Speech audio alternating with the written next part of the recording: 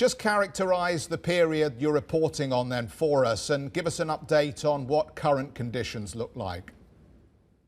Yeah, you characterise it correctly. We had very resilient performance, both operationally and financially and strategically last year. So we're delighted.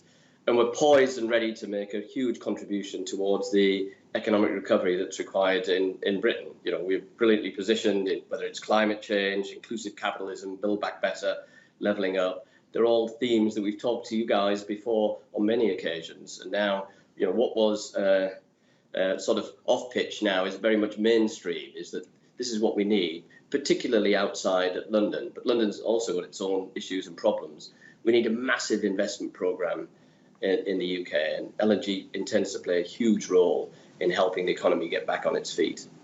Just talking about the operation of the business at the moment, what is the legacy of COVID going to mean for how you continue to operate on a day-to-day basis, both in terms of the working from home mantra and additional costs as they may relate to how you keep your workplace safe? Yeah, I mean, those are very relevant questions.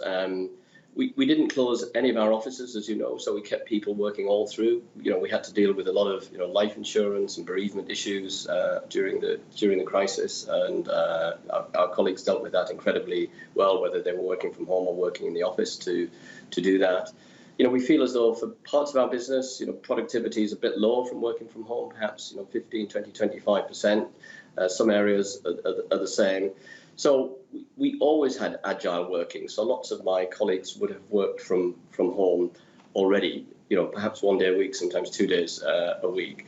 So we'll be edging towards a little bit more of working from home, but the office is not dead, at all. And that, yes, we're making technological improvements to our business, and customer service journeys are going to be much better.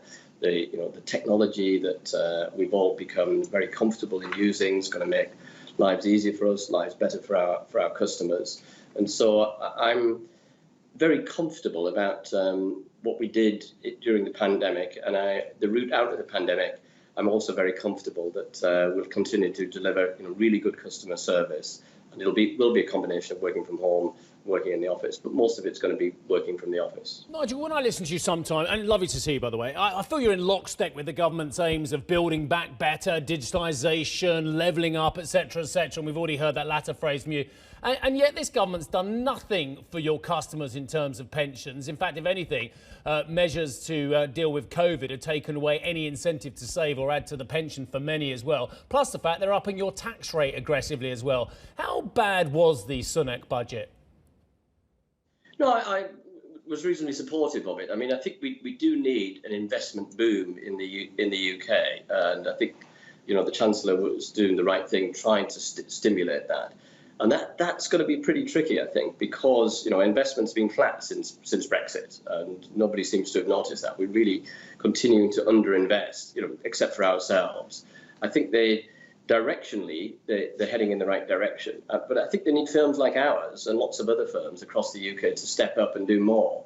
And we're absolutely prepared to do more in all of the towns and cities across the UK. Edinburgh, Glasgow, Newcastle, Leeds, Manchester, Birmingham, Bristol, Bath, Cardiff, Oxford, Cambridge, Sheffield, Sunderland. They're all on our list of places to do business. And since the pandemic started, a number of other towns and cities have contacted us and said, please come and help. Please help us to figure out how we can make a difference to our lives. Because what we're really worried about is the K-shaped recovery. That actually, for people like us, that we'll recover well, and we've all had forced savings during the pandemic. But for poorer people or people who struggled with homeschooling or lots of jobs insecurity or pensions where they haven't been able to boost their savings or whatever, or even short-term savings. There's lots of scarring we're going to have to deal with, and that scarring is not evident at the moment, but that's going to rear up, and there's going to be some ugly parts of that, and we've got to be ready to deal with that as well.